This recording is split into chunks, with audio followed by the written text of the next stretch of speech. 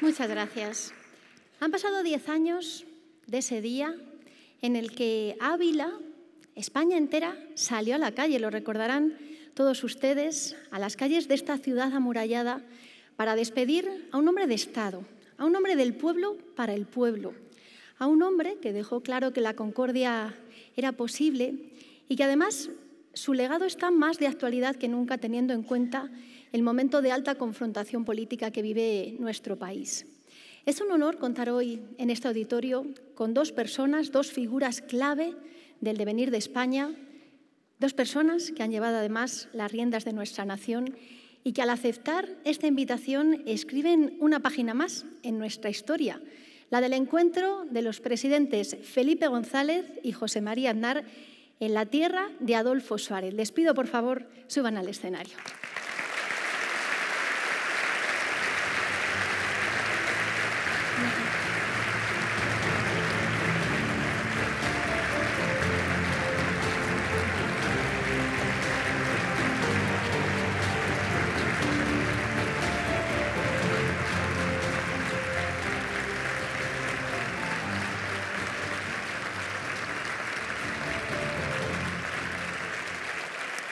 Bienvenidos a Ávila.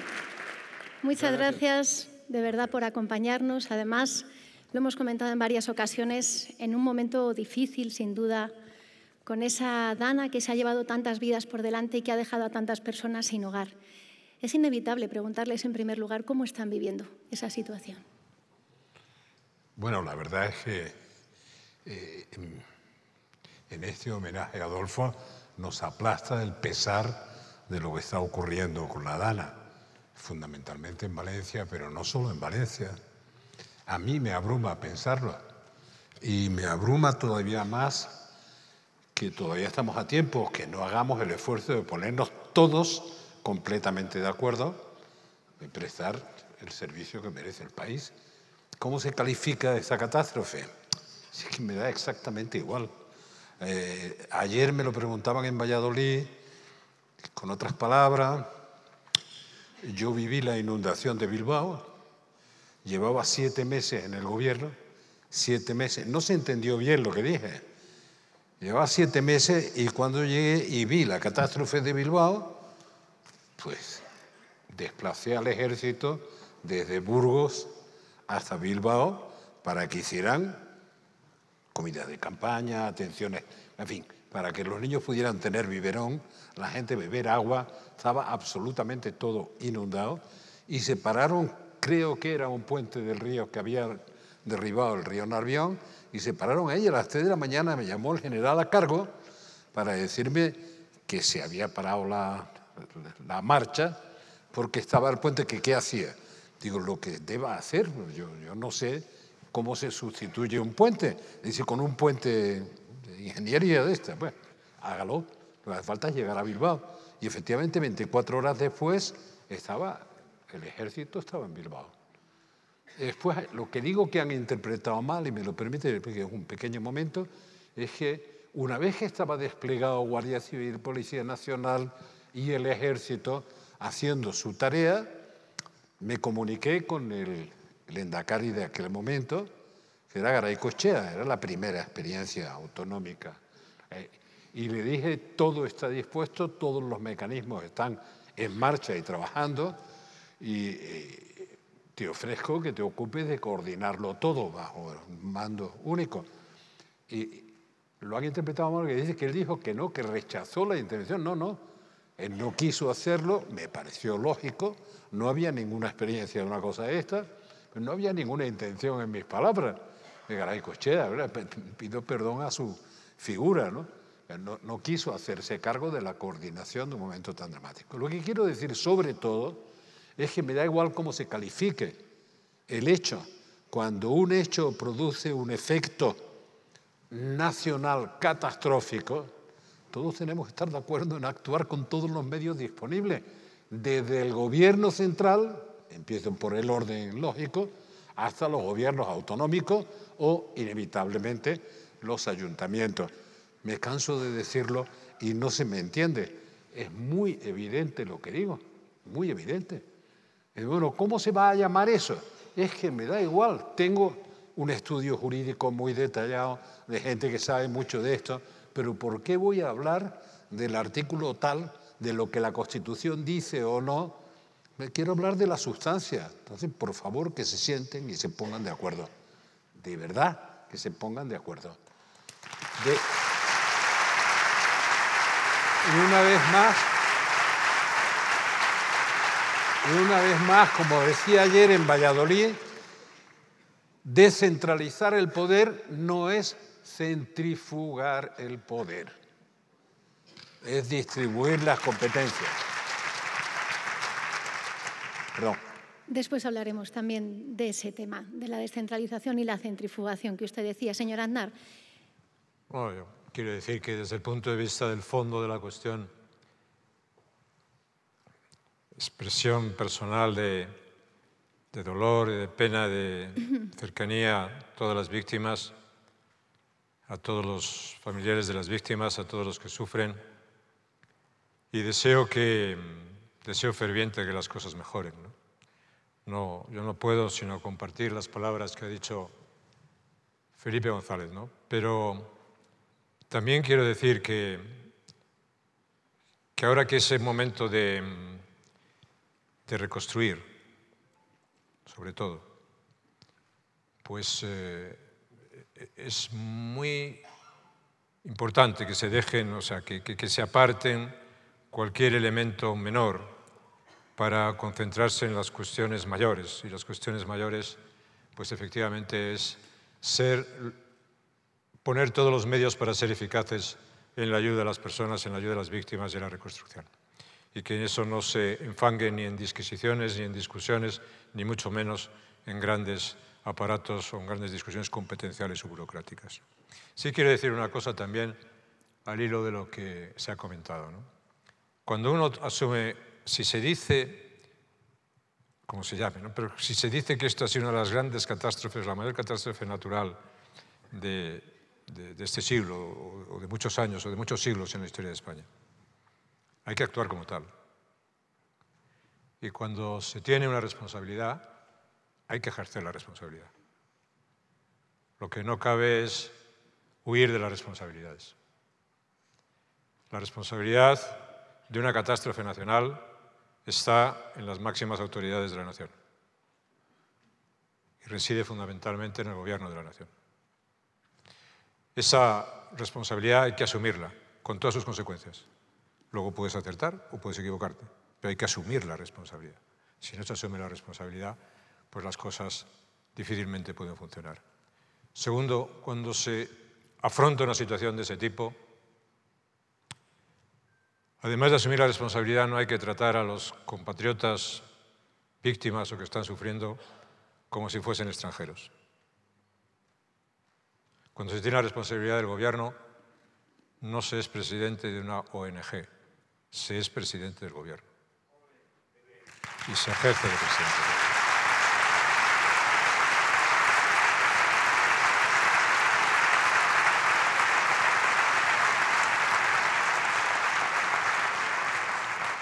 Y tercero, yo no puedo dejar de decir, al hilo de las palabras de centrifugación, una cosa que también me parece muy evidente en estos momentos en los que yo siento la obligación y siento el deber moral, si se quiere el deber político, de intentar contribuir a que el fondo que hemos tocado desde el punto de vista político en la tragedia que hemos vivido, pues se supere cuanto antes, ¿no? Pero yo quiero decir que la nación, el gobierno de una nación, no se puede descansar en manos de los que quieren acabar con la nación, porque si no el Estado, que es la expresión jurídica política de la nación, no puede funcionar. Entre otras cosas porque los que sostienen la situación ni tienen interés en que la nación perviva, ni tienen interés en que el Estado funcione. Entonces, partiendo de esas consideraciones, yo quiero decir que es un momento de hacer una reflexión sobre esas cuestiones, para que esa sensación que tienen muchos ciudadanos de que hemos tocado un fondo y vemos momentos de un enorme peligro no ya en términos de la catástrofe que ha sido brutal, sino en términos políticos, y seguimos en ese tema y en ese peligro, lo podamos afrontar inmediatamente, desde ya, en un espíritu distinto, en una actitud distinta y con unos objetivos compartidos, que es el de superar la situación y de recuperar el prestigio del Estado y de la nación española durante estos días perdidos.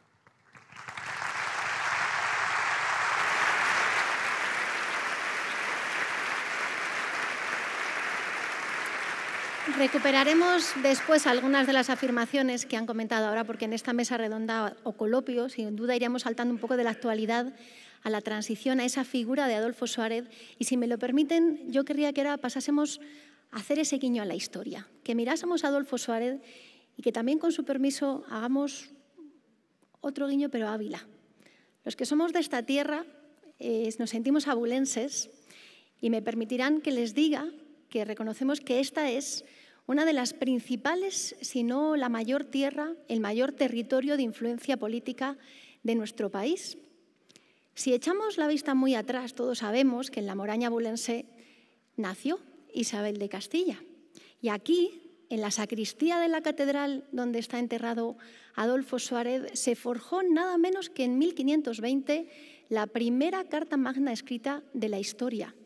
Hablo de esa Constitución de Ávila que fue inspiración de la americana ya en 1787, aunque no solo la Ley Perpetua de Ávila, también la Constitución española, la de 1978, se alumbró en el Parador de Gredos, en esa sala que antes llamaban del silencio, silencio que, por cierto, se rompió cuando allí se reunieron los padres de la Constitución. Es además el primer parador de España, el mismo en el que años antes, en el verano de 1935, Primo Rivera reunió a la cúpula de la Falange, con algunos militares como Franco, para plantear un golpe a la República. Esa República, cuyo presidente en el exilio, ya lo saben, Claudio Sánchez Albornoz, siempre se sintió abulense, ¿verdad, alcalde? Hace algunos meses, en julio, el Ayuntamiento de Ávila le restituía ese título de hijo adoptivo de nuestra ciudad. Es una tierra que ha aportado ministros de uno y otro lado, en el que se forjó, si me lo permite decirlo, Puerto del Pico arriba, Puerto del Pico abajo, un joven José María Aznar, y en el que también se casó, en la ermita que lleva el nombre de su esposa, otro presidente del gobierno, José Luis Rodríguez Zapatero.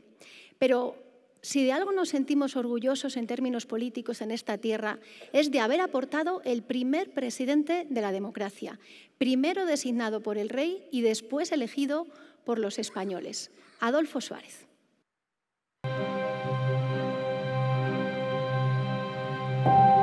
Una figura clave en la historia reciente de España.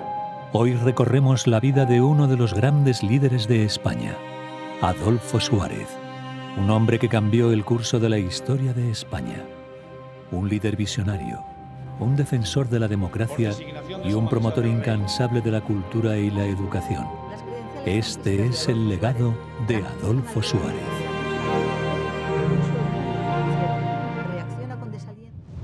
Adolfo Suárez nació el 25 de septiembre de 1932 en Cebreros, un pequeño pueblo de Ávila. Desde joven mostró un gran interés por la política y el servicio público, lo que lo llevó a estudiar Derecho en la Universidad de Salamanca. Rápidamente destacó por su dedicación, su trabajo incansable y su capacidad de liderazgo. Presidente del gobierno, con absoluta lealtad. Suárez inició su carrera política ocupando varios cargos administrativos, pero fue más conocido por su papel fundamental en la transición española hacia la democracia. Como primer presidente del gobierno elegido democráticamente en 1976, Suárez lideró el país en un momento de grandes cambios y desafíos. Su habilidad para negociar y su compromiso con la reconciliación nacional fueron fundamentales para este proceso histórico.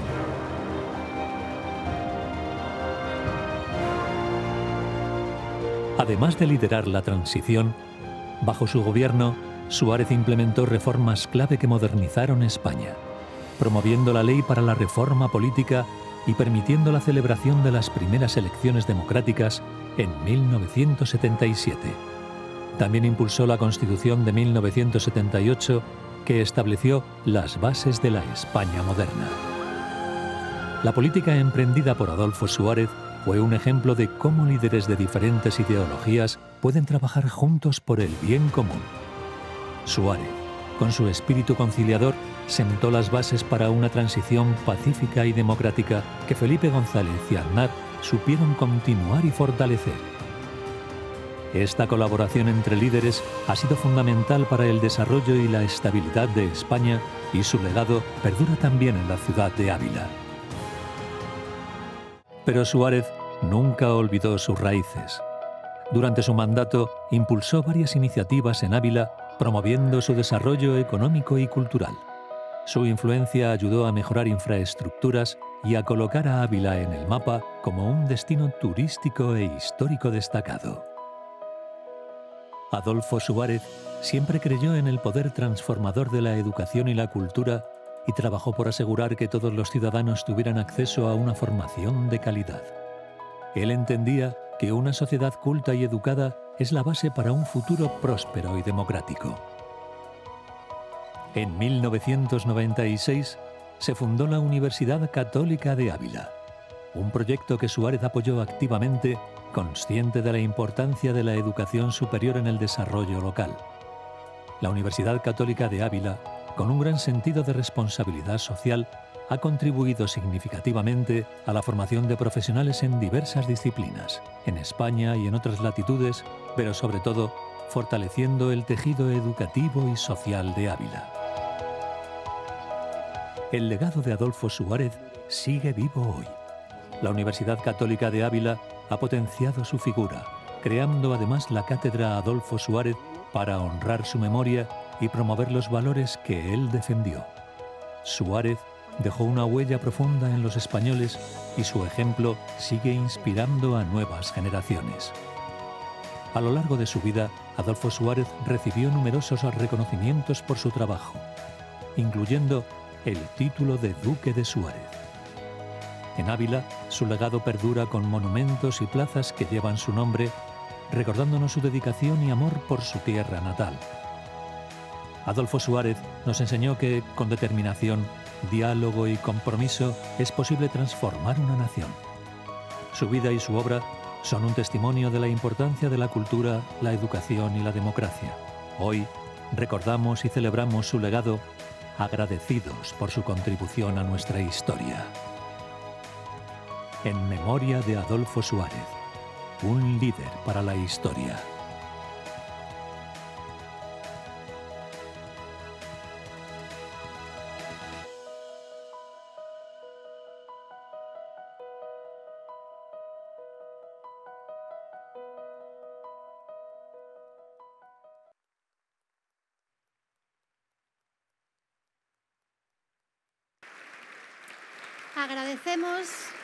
Agradecemos, como digo, al Museo de Adolfo Suárez de la Transición de Cebreros, también a Castilla y León Televisión, que nos hayan facilitado esas imágenes, y aprovecho en este momento para saludar también a quienes nos ven a través de Castilla y León Televisión y también en los portales web de la Junta de Castilla y León y de la Universidad Católica de Ávila. Vamos a comenzar una primera aproximación a esa figura de Adolfo Suárez, a ese legado para la historia, ese legado que hemos comentado. ¿Cómo resumirían lo que es su aportación a la historia de nuestro país? Bueno, lideró la transición, pero yo creo que deben conocer algún detalle de los que nunca se habla. Su primer mandato fue un mandato, digamos, de nombramiento directo del rey Juan Carlos, porque tenía facultad para hacerlo. De una terna eligió a Adolfo Suárez y después ganó las primeras elecciones y las segundas, por cierto. Pero el primer mandato fue por designación del rey Juan Carlos. Y lo que quiero hacer notar es que en el momento en que el rey Juan Carlos nombra, porque tiene poder para hacerlo, y también, lógicamente, para quitarlo, si tiene poder para ponerlo, desde ese momento le cede el poder ejecutivo. Por tanto, podríamos decir que en aquel momento el rey juega constitucionalmente su papel avant la lettre, antes de que hubiera habido constitución. Dice, es su responsabilidad, usted dirige el Consejo de Ministros y yo no estoy en esa tarea, es otra. Entonces, Adolfo la asumió y la asumió bien, con riesgo. Tenía una lógica histórica que hiciera que alguien que viniera de su posición hiciera ese papel, porque en el escenario, salvo una ruptura que podría llegar a ser violenta, como pensaban muchos de los que contemplaban el ruedo ibérico desde fuera, en el escenario tendría que estar la gente que, viniendo del régimen anterior, quería no perpetuar franquismo sin Franco, sino hacer de España un país europeo con reglas democráticas. Querían preservar, por tanto, España como proyecto de país. Adolfo Suárez encabezó esa tarea, lideró esa tarea. ¿Era fácil? No, pero empezamos por los acuerdos de la Moncloa. La gente olvida, fue el primer entrenamiento que tuvimos para saber que podíamos entendernos en temas tan delicados como aquella dramática crisis, y a partir de ese entrenamiento de los acuerdos de la Moncloa fue más fácil debatir la Constitución. Y por primera vez en la historia de España tenemos una Constitución acordada. Hay algunos que lo han rechazado desde el principio, negándole valor a ese gran pacto constitucional, que es la esencia de la convivencia, que algunos rechazan, es verdad, y que en aquel momento la rechazaban menos que nadie. Un comentario que había hecho antes José María Aznar, digo, el sitio donde más se votó la Constitución del 78 fue en Cataluña, donde mayor porcentaje de votos tuvo la Constitución del 78. ¿Por qué? Porque consiguió aquella cosa que gritábamos yo también en las plazas de Cataluña: libertad, amnistía, estatuto de autonomía. Eso no ocurrió en el País Vasco, pero en Cataluña sí. Por tanto, verán, hay un tema que siempre me conmueve. Adolfo Suárez protagonizó la transición. No siempre estábamos de acuerdo. Yo lo conocí en julio del 76. No lo había conocido nunca antes. Y era difícil que lo conociera porque él dirigía el partido que era único entonces, ¿no? Y claro, si es único, yo estaba en el otro, en el que no era único. Entonces no nos podíamos entender. Había conocido a Fraga de Berrogoré. Bueno, me reuní con él en la casa del hermano de Fernando Abril. Porque yo, sí, nos vemos, pero nos vemos en un sitio neutral. Lo aceptó enseguida. Tan neutral lo hizo que me abrió la puerta. No había nadie en la casa, él y yo. Y fue el primer encuentro que tuvimos de los muchos que tuvimos después.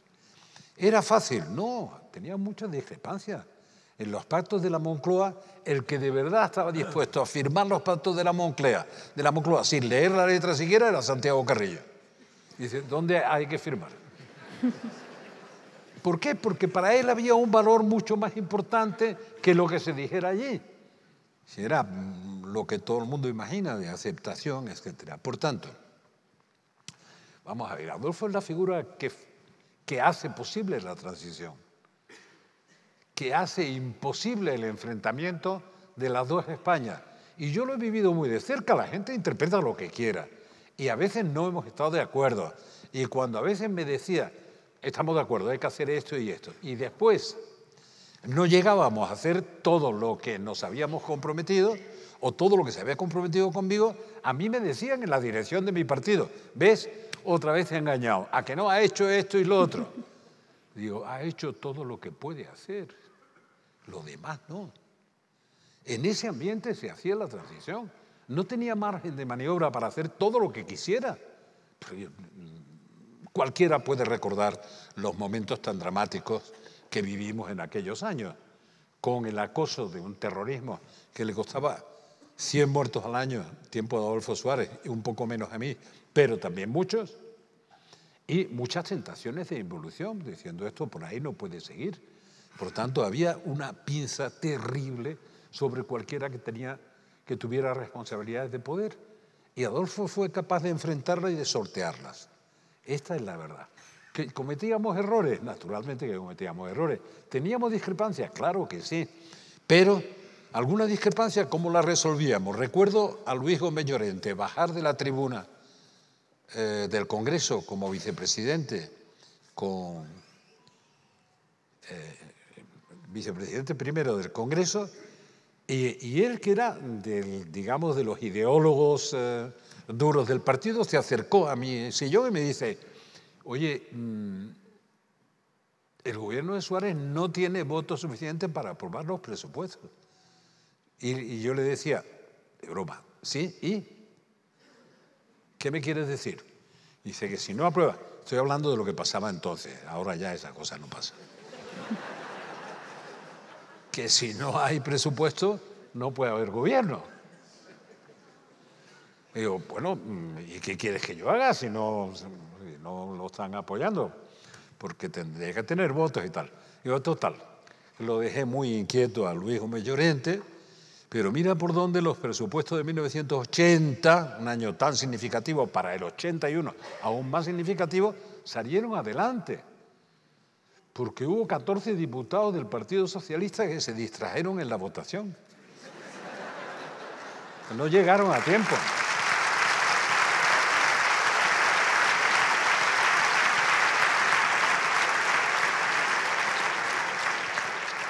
Perdón.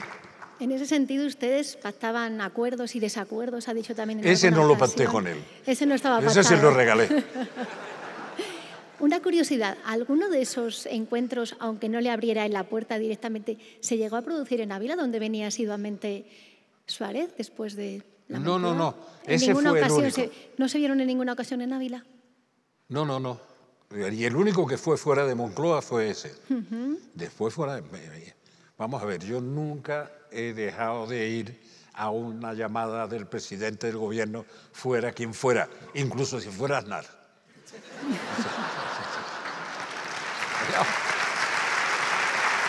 Me parecía un deber institucional, pero nos reuníamos allí siempre. Siempre. A partir de ese encuentro, fue curioso, porque claro, no había nadie. Entonces, estábamos solos en el piso aquel y hablamos durante 3 horas o 3 horas y media, y a partir de ese momento iba a Moncloa. A pesar de que todavía no era presidente electo. Después ya ganó las elecciones, era presidente electo. En su caso, señor Aznar, desde muy pequeño, qué duda cabe que ha estado seguramente pendiente de la actualidad, teniendo como padre a un reputado periodista que llegó incluso a dirigir Radio Nacional de España. En esos primeros años de la transición usted no estaba en la primera línea política, pero ¿cómo vivió también aquellos momentos? ¿Qué opina de ese legado que nos dejó Adolfo Suárez? Bueno, vamos a ver, yo creo que una de las cosas para mí significativas de un acto como este, además de la satisfacción de estar en Ávila, de la gratitud por la invitación, de la presencia de todos ustedes. No me agobiéis más. No, por favor. No. Ya tengo que ir a Sevilla mañana. No, pues quiero decir que para una persona como yo que creo que tengo un sentido institucional arraigado, ¿no? Yo soy muy partidario de las instituciones y del respeto institucional. Y soy de los que considera que los países, cuanto instituciones más fuertes tienen, son mejores y más competitivos y tienen más posibilidades. Homenajear a un protagonista principal de la transición, pues es siempre una manifestación de respeto, ¿no? Pero yo quiero decir que en estos tiempos tan de fragmentación, tan de enfrentamiento, tan de no reconocimiento, tan de animadversión al adversario político, con tanto rechazo a aquel que piensa diferente o que tiene ideas diferentes, manifestar respeto por todos aquellos que hicieron la transición es algo que yo quiero hacer aquí expresamente esta tarde. Y en ese respeto está incluido, por supuesto, Adolfo Suárez, está incluido Felipe González y están incluidos todos los que hicieron posible la transición.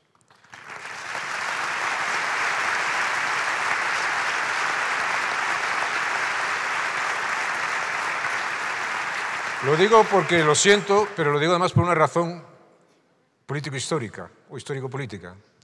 Y es que, efectivamente, yo no fui protagonista de la transición. Era entonces un poco más joven de lo que soy ahora. Y entonces estaba en otras cosas. Estaba terminando mis oposiciones, acababa de terminar mi oposición, acababa de estar de ingresar en la Escuela de Inspección Financiera, estaba en esas cosas, no podía estar en otras cosas. Pero sí hice a lo largo de mi vida, y es por lo que digo de la importancia de las cosas, algo que sin ser un protagonista de la transición, sí me correspondía, que es continuar la historia de la transición democrática en España. Cuando tengo el honor de ser presidente del gobierno de los españoles, yo digo, vengo a continuar la historia de España. Vengo a continuar la historia de España en una frase de Cánovas, que hizo algo muy importante por este país también, ¿no? Pero sobre todo era decir, vengo a continuar la historia de la transición democrática de España. Y esa historia de la transición democrática de España pues se continuó. Y que hoy podamos estar hablando uno de los partícipes fundamentales en la transición, sin cuya aportación no se podría escribir, como la de otros también. Y alguien que continuó la historia de España y que entonces era un estudiante que veía lo que estaban haciendo, pero que participaba de eso, pues evidentemente me parece algo muy relevante. La historia y el legado de Adolfo como actor principal en aquel momento, como impulsor principal de aquel momento. No hay que olvidar, como se ha dicho, que en aquel momento y en unos meses un rey que tenía todos los poderes posibles que se pueden tener, en muy pocos meses renunció a todos esos poderes para contribuir a la creación de una democracia constitucional y de una monarquía constitucional en España. Eso es un hecho histórico formidable. Que pase lo que pase y se diga lo que se diga, hay que reconocer y hay que admirar. Y ese hecho, bajo esa decisión, actuaron personas con una idea fundamental de superar las tragedias españolas, de levantar un futuro para España. Sabían perfectamente que las tesis, los antagonismos, los extremismos que habían llevado a una guerra terrible en los años 30 del siglo pasado no servían para cancelar los efectos de esa guerra. Y fueron capaces de renunciar a los máximos para ponerse de acuerdo. Fueron capaces de acordar, de pactar los acuerdos y los desacuerdos, cosa que se ha olvidado también ahora, que no se pactan ni los acuerdos, ni los desacuerdos, ni nada. No sé qué pasa. Pero bueno, ellos lo hicieron y lo hicieron muy bien. Nuestra tarea fue continuar, no creernos que veníamos a inventar la rueda, no. Y ese es el que veníamos a descubrir. No, continuar la historia de la transición democrática, con acentos distintos, pero continuar. Entonces, ese es el legado fundamental de Adolfo, el tener esa visión de una España de futuro, el crear un marco para la convivencia de los españoles que bajo una monarquía constitucional, en una constitución que es una constitución en la que todos hemos estado a gusto. Es decir, no existe la constitución perfecta, simplemente existen constituciones impuestas, y esta no lo es, partidarias o partidistas, y esta no lo es, de situación de corto plazo, y esta no lo es. Era una política de convivencia para todos, y eso es muy agradecer. Y entonces ese es fundamentalmente mi recuerdo de aquellos años, ¿no? Yo tuve la oportunidad de ver desde mi casa, por mi interés político, pues los acontecimientos que pasaban en el Congreso de los Diputados entonces, ¿no? Y recuerdo muy bien, por ejemplo, la moción de censura de Felipe González a Adolfo Suárez, utilizando impecablemente el mecanismo constitucional previsto. Y recuerdo ese debate, lo tengo muy grabado en la memoria, y recuerdo los participantes en ese debate, pero bueno, lo recordaba desde mi posición, como digo, de estudiante y votante de UCD en el año 1977. En el año 1977 yo voté a la UCD, en el año 1978 pude votar la Constitución española, pero mi tarea era la de continuidad y a eso me dediqué. Hemos escuchado antes al señor González hablar de su relación, de su trato, esos encuentros con Suárez. En su caso, ha dicho en alguna ocasión que fue su contrincante y también su amigo En el año 82 recordamos que usted competía por un escaño en el Congreso, precisamente por Ávila, y ahí creo que empezaron a tratarse. Yo de Adolfo tenía noticia por familia, porque, como ha dicho mi padre, era periodista, mi abuelo era periodista. Yo decidí cruzar el río a la otra orilla por una reflexión muy sencilla, es decir, prefiero que otros cuenten lo que yo haga a contar yo lo que otros hacen, ¿no? Y entonces, pues, crucé la orilla. Pero había relación, mucha relación con entonces Manuel Fraga, en la época de Manuel Fraga, y yo había escuchado mucho a Adolfo Suárez. Pero bueno, viviendo aquí, en el año 82, aquí hay en el año 82, 28 de octubre del 82, si mal no recuerdo la fecha, que es curioso lo que pasa en la vida, ¿no? Porque el 28 de octubre del 78 me casé. O sea, que el 28 de octubre, para mí, me casé el 28 de octubre del 78 y fui diputado el 28 de octubre del 82. Diputado por Ávila con 29 años. No quería decir la edad que tengo, pero ya la he dicho. Con 29 años. Bueno, entonces, aquí pasaba una cosa muy curiosa, y es que aquí, como todavía existía, era en los tiempos de Alianza Popular, del Partido Socialista, del CDS, que es lo que creo Suárez, y de la UCD. Pero esto había sido territorio de la UCD con Adolfo Suárez. Y aquí los resultados del 77 y del 79 habían sido, los 3 diputados habían sido para la UCD, porque el candidato a presidente era de aquí, de la tierra, ¿no? Y entonces a mí me dijeron, de Alianza Popular no quería venir nadie aquí y vine yo, porque me dijeron, no, allí va a salir uno del Partido Socialista, uno de la UCD y el del CDS con Adolfo Suárez. Y entonces dije, yo voy, y vine, y afortunadamente vine, ¿no? De las cosas mejores que he hecho en mi vida. Y nosotros ganamos las elecciones y salió un diputado que fui yo, que fue el más votado, luego el Partido Socialista y luego el CDS, y no salió la UCD. Entonces fue la primera vez que de alguna manera competimos. La segunda fue en el año 79, perdón, en el año 86, y en esa pues también competimos, pero en esa el más votado fue el CDS, de Adolfo Suárez, luego Alianza Popular y luego el Partido Socialista, pero también fui diputado. Y ahí tuvimos una relación, en el Congreso de los Diputados tuvimos una relación pues de diputado. Yo era un jovencito diputado y él había sido presidente del gobierno, pues una relación muy amable, muy saludable, ¿no? Que se consolida luego cuando yo soy presidente de la Junta de Castilla y León. Hay un momento en el cual, en el año 89, se producen unos acuerdos, unas mociones de censura también, en Madrid y en Madrid. Y en Castilla y León se llega a un acuerdo entre Alianza Popular y el CDS, un acuerdo de coalición. Y se estabiliza el gobierno. Claro, eso para mí duró poco, duró unos meses, porque aquí don Felipe González tomó la decisión de convocar elecciones a finales de agosto de 1989, cuando nosotros, Alianza Popular de entonces, que estaba muy bien organizada, no teníamos ni candidato. Era por eso. Era por eso. No. Yo estaba seguro que era por eso, pero estaba esperando que lo dijera. Era por eso, y entonces, como era por eso, y no teníamos candidato, y yo estaba aquí, pues me dijeron, no, para allá. Y entonces, pues tuve que ser candidato, ¿no? Y fue la primera vez que competimos directamente, ¿no? Ya en el tiempo de Castilla y León hubo muy buena relación con Adolfo Suárez, ¿no? Hubo muy buena relación, ¿no? Luego, a partir del año 1989, 1993, etcétera, etcétera, el CDS entra en otras dinámicas,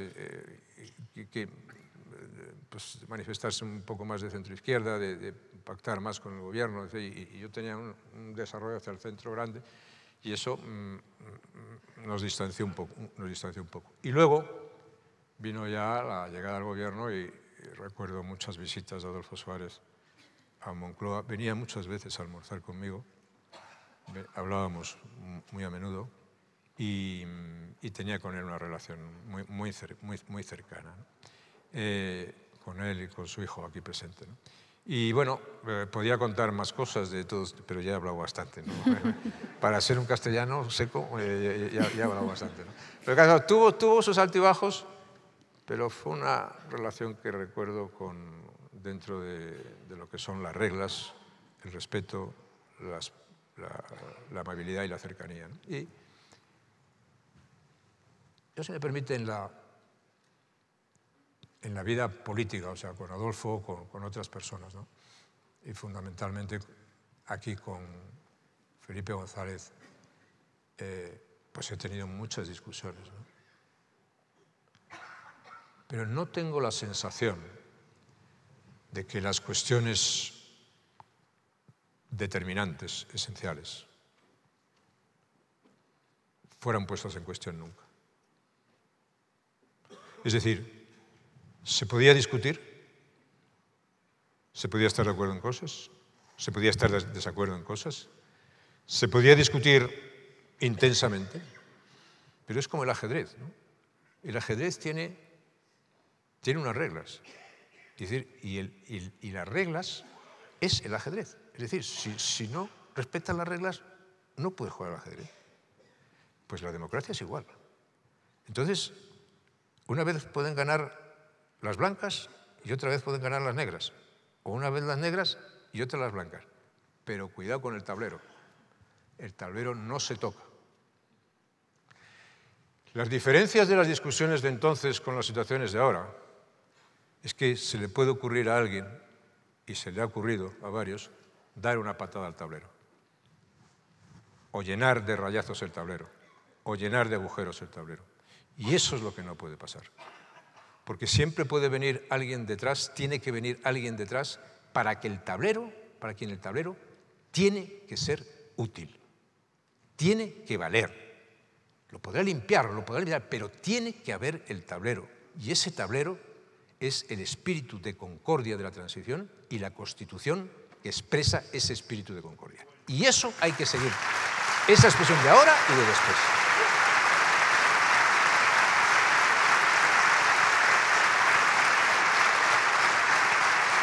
Ese es precisamente el tema que queríamos traer ahora a este coloquio. Está claro que la política es discordia, puede haber posiciones diferentes, pero ¿cuáles deben ser esos pilares básicos en los que esté la concordia, en la que sea incuestionable?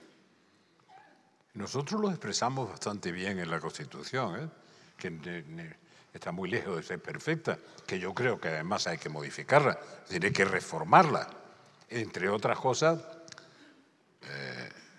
para hacer lo que han hecho todos los países europeos y algunos más.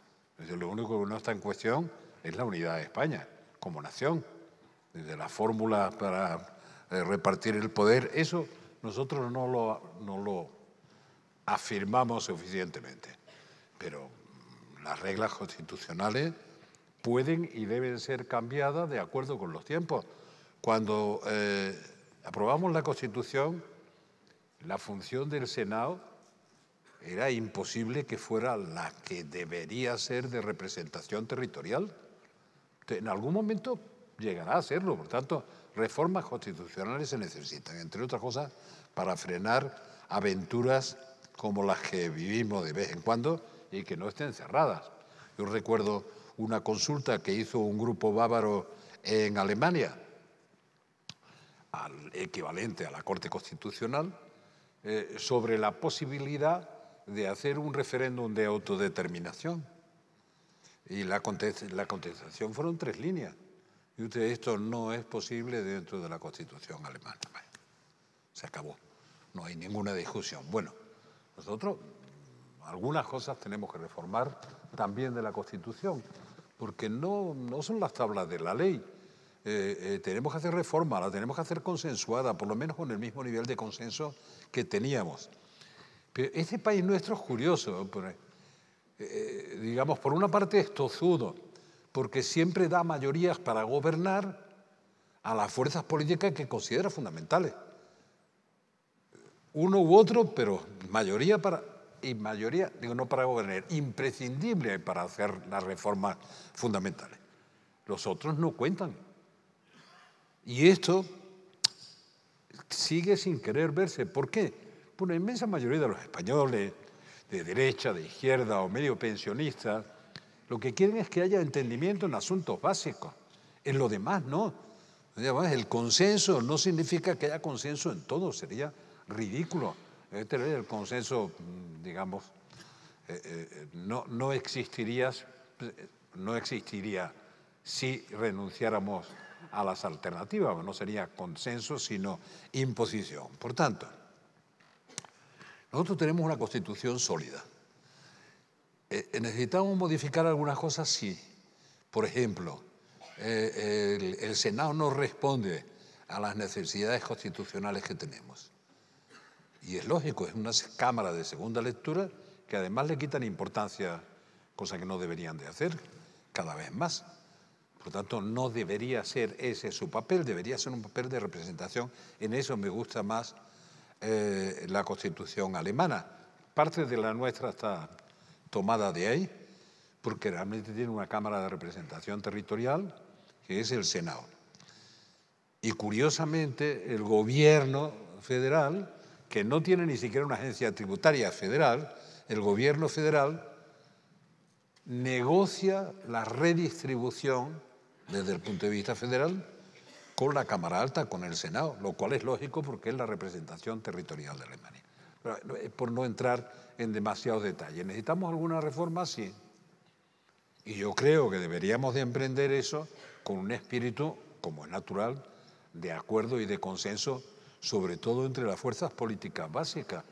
El país es más tozudo que lo que imaginamos, porque las mayorías cualificadas para hacer cambios que sean importantes siempre son PSOE, PP, PSOE, aunque no se hagan responsables PP y PSOE, que a veces no se hacen responsables de eso, pero eso es así.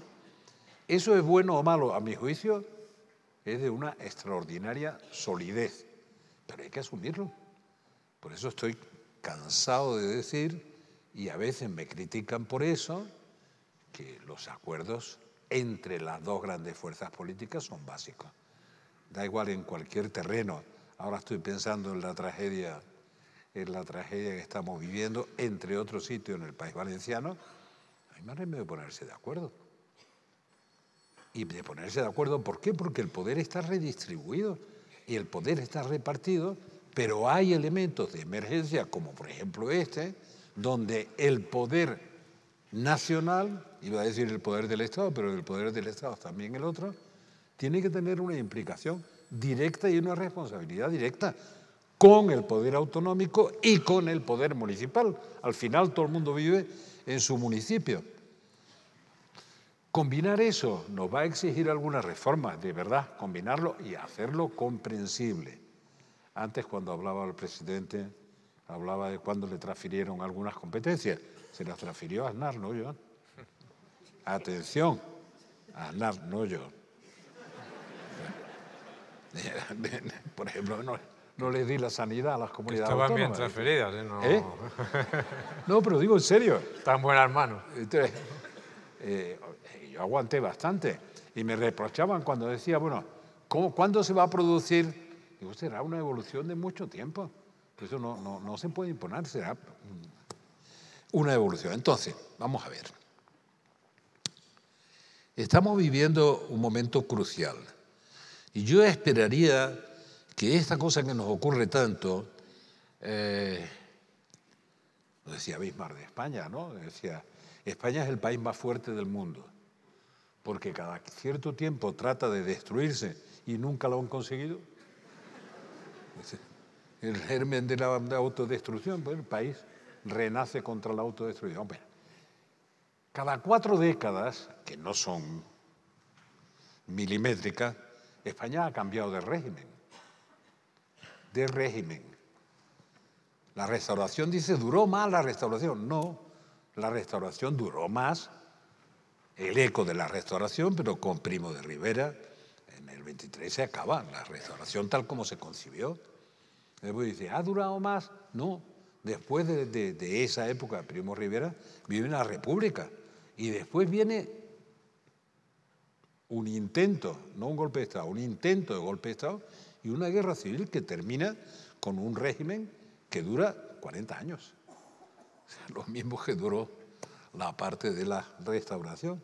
En la democracia estamos ahora superando los 40 años y poniendo en crisis los valores de la democracia y los fundamentos de la democracia. ¿Qué es lo que nos preocupa? Que se deshaga lo que hemos construido con un amplísimo consenso. ¿Le preocupa a todo el mundo? Sí, esa es la principal preocupación de hoy. la principal preocupación de hoy. Y la gente no es capaz de ser consciente de que la voluntad de los ciudadanos no expresa eso. Y que el grado de crispación al que estamos llegando no viene de abajo arriba, sino de arriba abajo.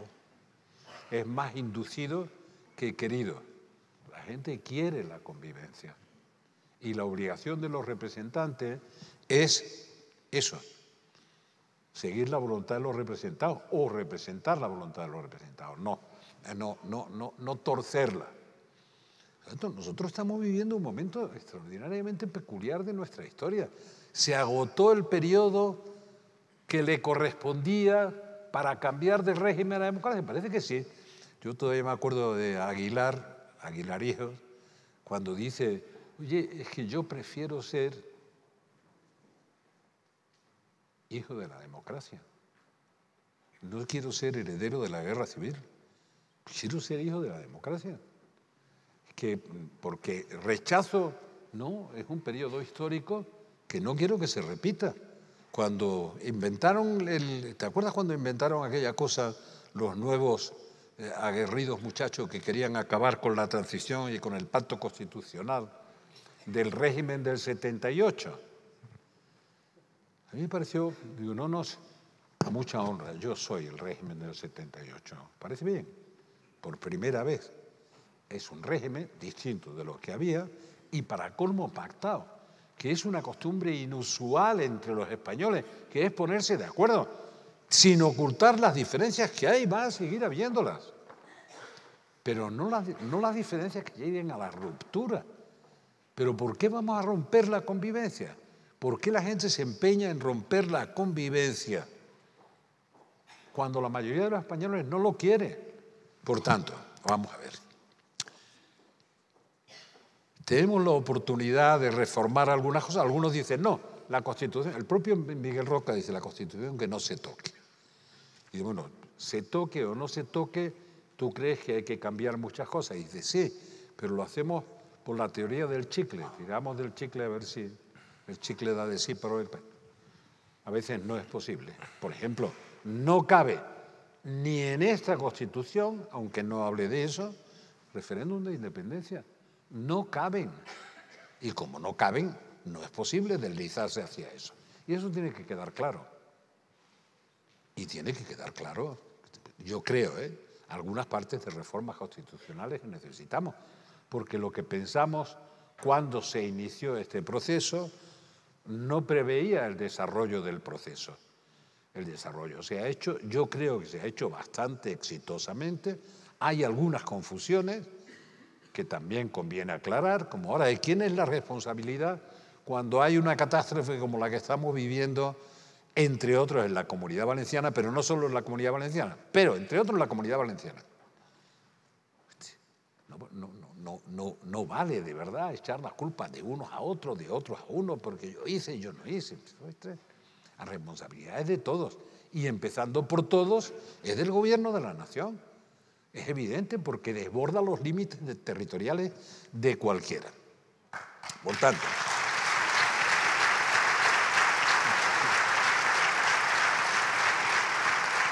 eso la mayoría lo ve como una crítica al gobierno y para mí es una alabanza. Es la alabanza de que asuman la responsabilidad que el país les ha dado. Es así de fácil, que es lo que deseo que hagan. Y no es una crítica. A veces lo ven como una crítica, pero no es una crítica. Al contrario, debería ser un orgullo. El orgullo de verdad de enfrentar los problemas de nuestro país y de enfrentar los problemas que compartimos. Después hay muchas competencias que están repartidas, pero hay cosas que no se reparten, como una catástrofe como la que vivimos en la Comunidad Valenciana y en otros lugares, no solo en la Comunidad Valenciana. Es una responsabilidad de todos. Pero ¿cómo no se entiende algo tan elemental como eso? Y cuando reclamo que eso sea así, ¿por qué no se me entiende? ¿O por qué se critica eso? He tenido que rectificar hoy ahí sobre la marcha lo que pasó con las inundaciones en Bilbao. Cuando fuimos allí a salvar a la gente de la quema, ¿no? Y se desplazó el ejército, se encontró el río Nervión sin puente, hicieron un puente de ingeniería y llegaron y repartieron por lo que había que repartir, alimentación, pan, leche, lo que fuera, ¿no? Y han sacado la conclusión de que me había enfrentado con Garaikoetxea en aquel momento. No es verdad. Le dije, ¿quieres asumir la responsabilidad de coordinar esto sin que nosotros desaparezcamos? Me dijo que no. Pero no es que me dijera que no porque no quería o porque estuviera en contra, al menos yo no noté eso. Que no quería era evidente, pero que estuviera en contra no, porque era una responsabilidad muy pesada en ese momento. Y si había otro que la estaba haciendo, pues mejor que la haga otro. Y era más lógico, a pesar de que no era de fuera del territorio, era más lógico que la asumiera el Estado en su conjunto, porque los medios que había que poner a disposición tenían que ser los del conjunto de los españoles y no los de una sola comunidad, fuera la que fuera, con los problemas que había, que no quiero recordar, en el País Vasco. Por tanto, vamos a ver, algunas reformas constitucionales hay que hacer. Ahora, que no se hagan si no hay acuerdo suficiente como para consolidarla. Pero sino que se hagan, porque de verdad no se puede dar tal rigidez al texto constitucional que se haga inamovible hasta que se rompa. Entonces nosotros tenemos el periodo de la Restauración, el periodo de la dictadura y el periodo que vivimos en libertad y en democracia, y tienen ciclos históricos curiosamente parecidos en términos temporales. No agotemos, renovemos la energía de este país, pero con grandes acuerdos. ¿Por qué no? ¿El acuerdo en todo? No, yo voy a poner de acuerdo con este hombre en todo. Sería absolutamente inapropiado. No. Peligroso. No tiene ningún sentido. Ahí teníamos, como es natural, teníamos un desacuerdo, teníamos distintas posiciones políticas, como es natural, pero en lo sustancial no queríamos echar el país que habíamos construido por la borda. Y eso es lo que no debe hacer nadie, ni querer... Bueno, los que no quieren que el país funcione como tal, ¿qué interés pueden tener, por decir algo, los batasunos de que le vaya bien al conjunto del país? Yo no lo veo. Y probablemente yo, si estuviera en su lugar, tampoco lo vería. Digo, sí querría preguntar al señor Aznar qué opina también de esa reforma de la Constitución. ¿Es también partidario de algún tipo de reforma? Yo soy partidario de que las cosas, en la medida de lo posible, si funcionan bien, perduren, ¿no? Y en un país como España, tomando prestada la frase que se recordaba del canciller Bismarck, la perseverancia y que las cosas perduren es un valor. Entonces, nosotros no estamos hablando de una Constitución de 1787 como los Estados Unidos, estamos hablando de una Constitución de 1978, que puede tener, obviamente, como hemos dicho antes, no es perfecta la Constitución, pero es una Constitución que ha dado pie a la convivencia entre españoles. Y, como decía Julián Marías, a la convivencia en la discordia, ¿no? En el desacuerdo también. Es decir, hay que saber, cuando se habla de la reforma de la Constitución, qué es lo que se quiere reformar, si se quiere reformar. ¿Qué es lo que se quiere reformar? Entonces, si vamos a fortalecer la unidad de España, si vamos a fortalecer hacer más eficaz el Estado, si vamos a dejar todavía más claro que la soberanía no es fraccionable, que la soberanía de España no se parte, que todas estas cuestiones, que la monarquía constitucional sigue siendo la gran garantía, una garantía para todos, como hemos visto además de una manera muy expresiva, dramáticamente expresiva en los últimos días, pues todas esas cosas yo estoy dispuesto a pensar en eso, evidentemente, ¿no? Y cómo se puede funcionar, cómo se puede mejorar la eficacia del Estado, ¿no? Pero previamente eso hay que saber que para ver ciertos consensos o para pensar sobre eso hay que compartir ciertos objetivos, porque si no es imposible. Es decir, hablar de una reforma constitucional sin compartir los objetivos de la reforma es imposible.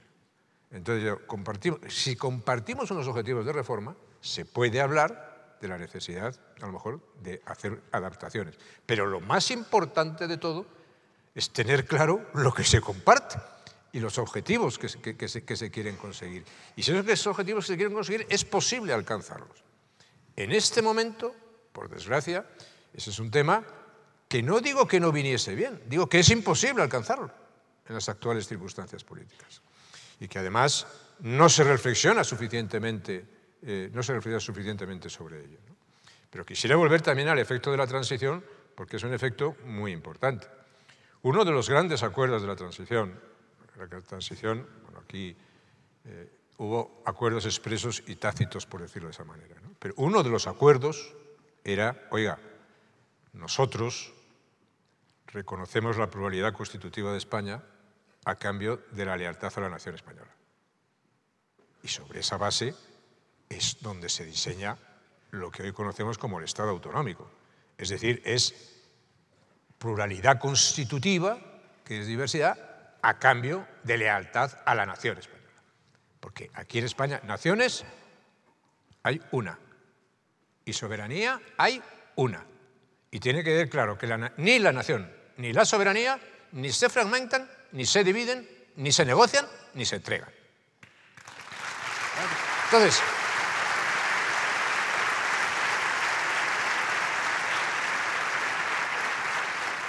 yo para eso a reflexionar sobre eso estoy totalmente abierto y a mejorar todas esas consideraciones, no hacia las otras. Pero empecemos por lo primero. Y vuelvo al tablero. Aquí ha habido unos señores que han pegado una patada al tablero. Es decir, los señores de Batasuna, los señores de Bildu, como se llamen, ahora esos ni quieren el tablero. Pero hay otros que antes tuvieron tablero que pegaron una patada al tablero. Perdón, octubre del año 2017, intento de golpe de Estado y de separación de Cataluña, fue pegar una patada al tablero de la transición democrática. Sin duda. Y pegar una patada al tablero de la transición democrática y a la Constitución. Sin duda. Y eso no es aceptable, ni olvidable, ni amnistiable, en mi opinión, por decirlo todo ya, ni amnistiable. Ni amnistiable. Entonces, lo que yo quiero decir, que cuando se cuestiona la transición y cuando nosotros, si puedo hablar en plural por una vez, entre nosotros, solamente una, esta vez te lo consiento. No más, no. Cuando defendemos la transición, lo que estamos diciendo es, oiga, si usted niega la vigencia y la virtualidad de la transición, está negando la vigencia y la virtualidad de la Constitución. Claro. Y por lo tanto está negando la vigencia y la continuidad y la consistencia y la convivencia entre los españoles. Sí, sí. Y una de las cosas que más me preocupa de todo ese discurso, que no ha parado y que se sigue todavía, como si alguno bajara ahora de los cielos envuelto en la perfección absoluta. No, oiga, perdóneme usted. Las operaciones históricas, si son inteligentes, si son positivas y producen buenos resultados, hay que saber mantenerlas, hay que saber consolidarlas y hay que saber, si es necesario, mejorarlas. Eso es. Lo que no hace falta, de ninguna manera, ni es aceptable, es romperlas. Y eso tiene que tener muy claro. Y a mí una de las cosas que más me preocupa del desarrollo de las cosas en este momento es que el deterioro de las cosas, la polarización al máximo, la falta de diálogo común, la falta de espacios de encuentro, también de desencuentro, razonables, pues está afectando a la convivencia.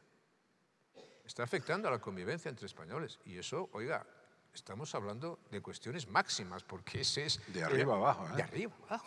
Pero es una de las cuestiones fundamentales que tenía la transición, ¿no? Entonces, todo eso a mí me parece absolutamente inaceptable. Luego, hablando de constituciones y hablando... Pues mire, esto es como una pareja, ¿no? O como un matrimonio. Antes había más matrimonios que ahora, yo no sé, pero... Pues yo tengo un amigo que dice, a todo el que va a casarse, a contraer matrimonio, hay que hacerle una advertencia.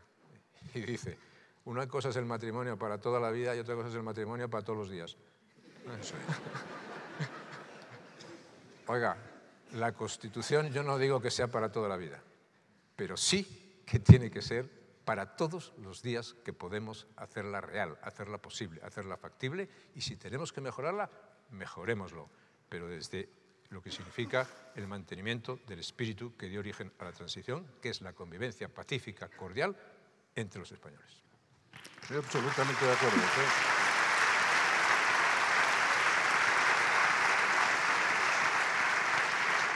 Digo, estoy totalmente de acuerdo. Lo que no hay es que petrificarla. Necesitamos alguna reforma, de verdad. Cuando empezamos esta convivencia democrática, había dos cámaras. Los que lo vivimos sabemos cuál era la razón de que hubiera dos cámaras, la Cámara Baja y la Cámara Alta. El Senado no representaba los territorios, ni lo pretendía, era la segunda Cámara. Y la segunda Cámara con menos poderes que la primera. La discusión se hace relativamente más fácil. Simplemente se pregunta, ¿quiere usted que haya una Cámara de representación territorial donde se resuelva entre la Cámara y el Gobierno central cómo se distribuyen los fondos para las comunidades autónomas o dirían en Alemania los Länder? La pregunta es relativamente fácil de formular, más difícil de realizar, porque hay que transformar el Senado.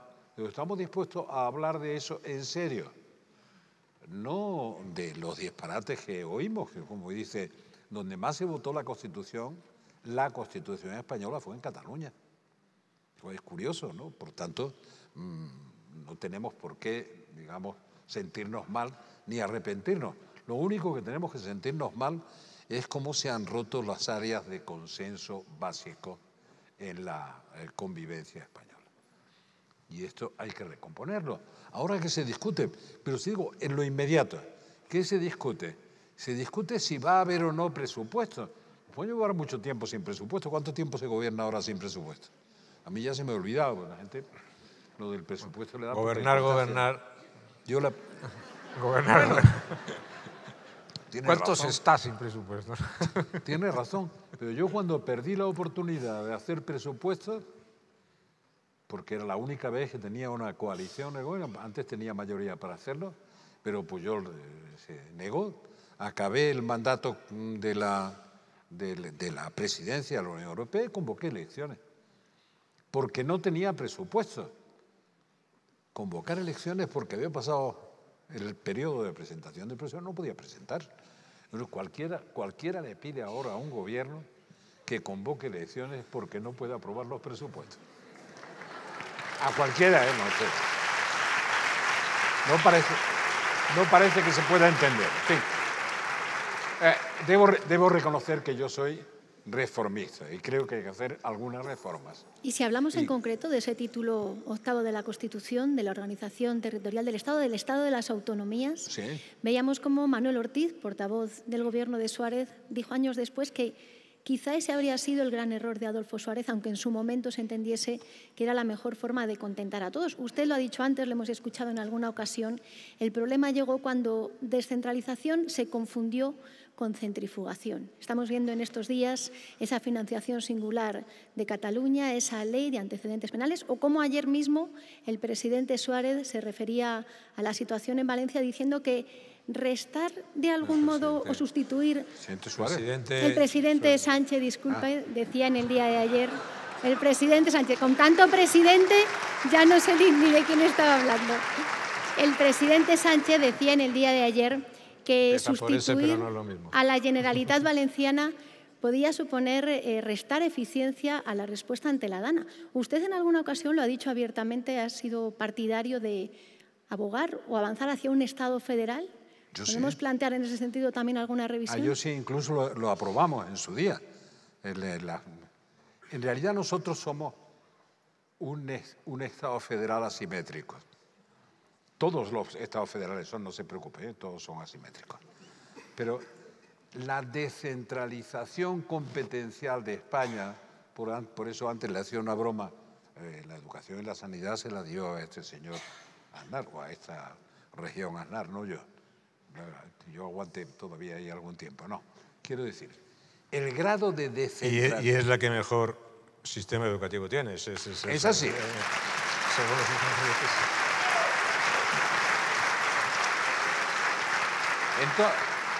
En todo lo demás eres un desastre, pero en eso va bien. Pero bueno, lo que digo es, vamos a ver,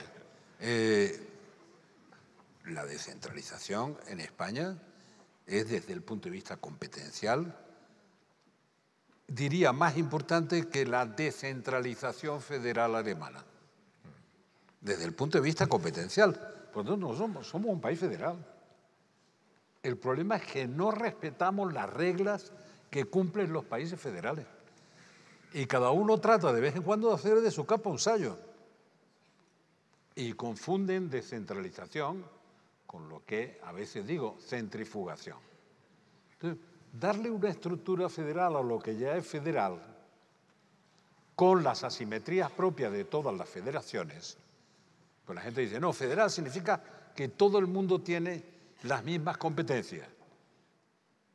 No, todo el mundo no tiene. Por ejemplo, ¿qué necesidad tendrá Castilla y León de tener policía propia? Yo no le veo la necesidad, ¿verdad? Por tanto, no es exactamente el mismo grado de competencia, ¿no? Pero desde luego sí es la federalización, es lógicamente mucho más cohesiva que esto que hemos vivido. Cuando tú decías lo que ha pasado en Cataluña, por favor, lo que pasó no fue el 1 de octubre, que también lo que pasó fue antes. Leyes de desconexión aprobadas, digamos, con nocturnidad y alevosía, frente a las que no había posibilidad de reaccionar o no se reaccionó suficientemente, a mi juicio. Yo lo dije, en buena comunicación con quien era presidente del gobierno entonces. Por lo tanto, hay algunas cosas que, a pesar de todo, de las que reclamas, que no están claras. Están claras en los países europeos, están claras en todos los países, incluso en los países donde hay muchas cuestiones espinosas en América Latina. Nunca este juego de nacionalidades, de no sé, historia, se ha confundido con derecho a la separación de una parte del territorio. Eso no lo consiente absolutamente nadie. Esa solo es una aventura que se plantea en España. Y si alguno la quiere plantear, si no tiene salida, pues esa está dentro de la libertad, pero no dentro de la legalidad aceptada constitucionalmente. El problema es apoyarse en eso para gobernar. Eso sí que no es posible. No es posible ni es eficaz. Ahora, yo creo que la federalización de España es completa. Nosotros tenemos más descentralización federal que cualquier país federal. Completamos el ejercicio ese para garantizar que federalización no significa una descentralización del poder sin elementos de cohesión. Que hace pocos días lo decía, ahora parece que me he venido a vivir a esta comunidad, porque acabo de venir de la celebración del aniversario en la prensa, y ahora estoy aquí en Ávila. No me voy a quedar a vivir, no se preocupen, no me voy a quedar a vivir aquí. Pero en todo caso, les digo, sí, hay que hacer algunas reformas de la Constitución para que perdure. Para que perdure. Y para que perdure, una de las cosas que tiene que quedar clara en la Constitución, parece mentira, pero no queda clara en la Constitución europea, sí, es que la integridad territorial no se toca, no se cuestiona. Y en la Constitución española no lo reflejamos o no lo prohibimos. Yo creo que hay que reafirmarlo. No digo que eso sea posible, porque obviamente... Pero a mí cuando dicen que en la Constitución les molesta hasta el único artículo de la Constitución que permite una intervención del Estado cuando alguien se desmanda desde el punto de vista de la unidad del país.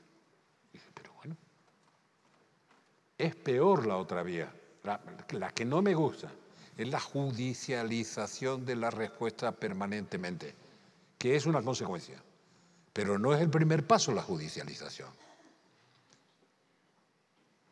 El Estado y el gobierno en representación del Estado tiene que tener los recursos suficientes para parar ese tipo de aventuras. Lo que vivimos en septiembre, no el 1 de octubre, en Cataluña. En ese momento teníamos que haber tenido el poder, y lo teníamos, de intervenir, pero de intervenir políticamente. De verdad, tengo tanto respeto a la justicia que prefiero que no se manosee constantemente, que lo que el gobierno como poder representativo y como un poder del Estado eficiente puede hacer, no lo pase a través de la justicia. Estamos reclamando ante la justicia todo, la tenemos completamente desbordada. Yo creo que hay que ejercer el poder de verdad, hay que ejercer el poder y tenemos argumentos y elementos para ejercerlo sin este permanente recurso a los tribunales. Y sobre todo los recursos a los tribunales de los que pierden las votaciones en los congresos o en el Senado. No, y ahora recurro a los tribunales. Espera a ganar las elecciones y a lo mejor tiene que recurrir menos a los tribunales. Por tanto, yo creo que hay que tomarse en serio la posibilidad de ir reformando. Dice, hay constituciones que no se han reformado nunca, no. Todas se han ido reformando, como es natural, si han perdurado en el tiempo. Pero nunca es imposible. Que las constituciones no pueden estar pensadas para toda la vida. Pero en todo caso, es verdad que hay que tener mucha precaución en los elementos sustanciales, constitutivos, por ejemplo, de España como Estado-nación, de no equivocarse y, por tanto, no abrir brechas, pero abrir espacios para que la Cámara Alta sea representativa de la redistribución territorial del poder y de la representación de ese poder redistribuido, sin duda. Y no lo es. Ahí estamos en una confusión permanente, pero bueno. Señor Aznar. Yo creo que hay factores comparativos muy interesantes en estas cuestiones, ¿no? Por ejemplo, yo creo que fue en la época del canciller Schröder cuando promovió una reforma ante del Bundesrat porque la capacidad, y en el Tribunal Constitucional, el Tribunal Federal Alemán, porque había una capacidad ya en los Länder para bloquear acciones del gobierno federal, ¿no? Que hacían que la efectividad del gobierno federal fuera prácticamente, pudiera ser bloqueada prácticamente por un gobierno autonómico, ¿no? Yo creo que el proceso de transformación de España ha sido vertiginoso en muy pocos años y se ha hecho lo que se debía hacer, quiero decir que se ha hecho lo que se debía hacer. Es decir, cuando tú asumes la vigencia de la Constitución, asumes la vigencia de la Constitución. Los estatutos de autonomía forman parte del bloque constitucional. Por lo tanto, si tú transfieres una competencia, haces bien en transferir esa competencia. Otra cosa distinta es cómo se ejercita la competencia. Y ahí es donde, efectivamente, tiene que haber factores de corrección, si es que los tiene que haber, desde un punto de vista ejecutivo, desde un punto de vista nacional o desde un punto de vista, en su caso, constitucional, ¿no? Pero eso puede y debe existir. Luego hay otras cosas que evidentemente forman parte ahora del discurso político que son mucho menos serias y mucho menos razonables que las cosas que se están exponiendo aquí, ¿no? Por ejemplo, yo no creo en eso. La España plurinacional, yo no creo en eso, ¿no? Lo digo claramente, ¿no? La España multinivel, o el Estado multinivel que se defiende, yo no sé qué es eso. Yo sé que una comunidad autónoma puede tener una singularidad, cierta singularidad, y en España las tiene. Decir que la Constitución española no reconoce la singularidad, suficientemente la singularidad de las comunidades de España, es de risa. Es una broma. Entonces, que todo eso, que hay cosas dentro de eso que se pueden aclarar, pues muy bien, vamos a aclararlas, pero en un marco claro que tiene que quedar previamente muy claro y definido, que es absolutamente de lealtad y de objetivos compartidos. Y ahí podemos aclarar efectivamente lo que sea. Si es para poner en cuestión todas las reglas, para poner en cuestión efectivamente el desarrollo político de la transición, es otra cosa completamente distinta, ¿no? Y luego por ahí cada uno puede tener sus acentos donde los quiera tener, ¿no? Yo te voy a decir una cosa también, ¿no? Yo no sé muy bien qué es eso de la cogobernanza, ¿no? Cuando escucho hablar de cogobernanza, a mí me huele eso a escaqueo. A mí me huele a escaqueo. No quiere decir, y que no entre en eso, que no haya competencias que se comparten. Sí, pero en la dinámica política actual, a mí la cogobernanza me suena a escaqueo. Y no estoy por el escaqueo, ¿no? Estoy porque justamente en este momento es donde más responsabilidades hay que asumir, ¿no? Y yo he estado muchos años en el Congreso de los Diputados. He sido diputado muchos años. Y a mí no me cuelgan un pinganillo en el Congreso de los Diputados. Lo siento en el alma, sí. Yo no me pongo un pinganillo para escuchar lo que dice otro diputado o para entender lo que dice otro diputado. No. Por una razón. Porque, por ejemplo, en España se dice las lenguas cooficiales. No, perdón. En España hay una lengua oficial. Y luego hay lenguas cooficiales en territorios de la comunidad autónoma. Pero no en el Congreso de los Diputados, o no en el Senado, no en las cámaras nacionales. Es como si me va a decir usted que en una discusión del Tribunal Constitucional, una discusión del Tribunal Supremo, lo van a tener que hacer también con pinganillo. ¿No? Eso no es la cuestión, ¿no? Es decir, todas esas cosas en el debate político de hoy se llevan a unos extremos que efectivamente son absolutamente absurdos y absolutamente, yo creo que contraproducentes para lo que significa la entidad de los problemas que tenemos que resolver y que tenemos que afrontar. Y digo ahora, ¿cómo no va a ser, y vamos a echar de menos, el que no exista un territorio común de diálogo en las circunstancias que estamos viviendo? Voy a poner solamente dos ejemplos. Estamos viviendo la mayor revolución tecnológica que ha vivido la humanidad en toda su historia, con todas unas consecuencias políticas, personales, sociales, económicas, institucionales, de todo tipo. En todo el mundo, y especialmente para las democracias. Y segundo, estamos en una era de competencia entre poderes en donde, en fin, el equilibrio de poderes en el mundo está otra vez en marcha, los desafíos que tiene el mundo en este momento, las situaciones de inestabilidad, las situaciones de guerra. Hablaremos luego de los Estados Unidos, pero el nuevo presidente de los Estados Unidos va a ser un presidente en tiempos de guerra.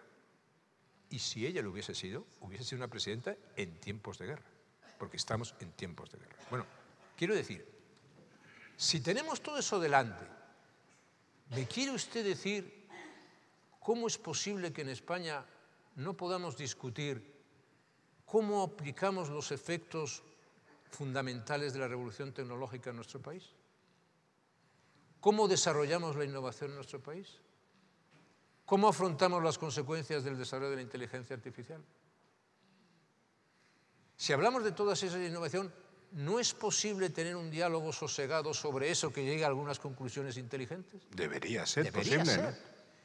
Cuando uno dice, Es más divertido. pero oiga, ¿no vivimos en una situación demográfica complicada, y además unas circunstancias migratorias muy complicadas? ¿No podríamos hablar algo sobre ese tema también? Acabamos de tener una catástrofe en Valencia brutal. ¿No podríamos hablar algo sobre el tema del agua en España? Es decir, ¿tenemos los temas de distribución competencial a los temas autonómicos o tenemos un problema de desbordamiento territorial, por decirlo de una manera cursi, ¿no? ¿No podemos tener una conversación serena sobre eso para llegar a algunas conclusiones? Bueno, pues efectivamente no lo tenemos, pero cuando alguien me dice desde la Constitución y desde sus posibilidades, si las hay de mejora, la base para construir elementos de una España de futuro.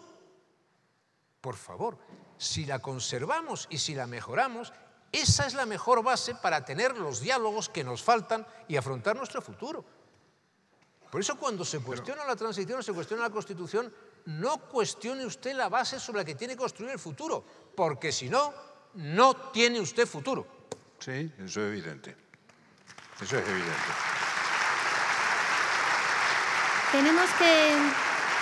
Tenemos que ir pensando en cerrar este coloquio, pero sí me gustaría referirme a un asunto de máxima actualidad. Lo hablaba ahora mismo el presidente Aznar, esas elecciones en Estados Unidos.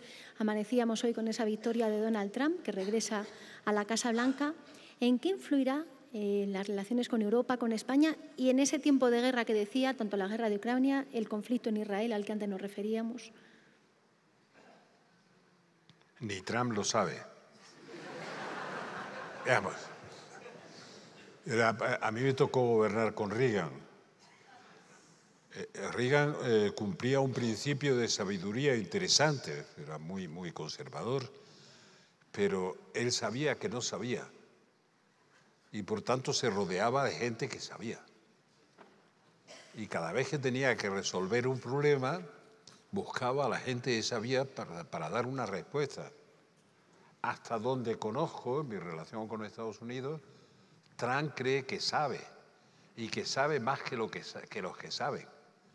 Por tanto, cuando le proponen cualquier solución, esto es como hace con los informes de servicio cuando se fue a ver a este hombre de Corea del Norte,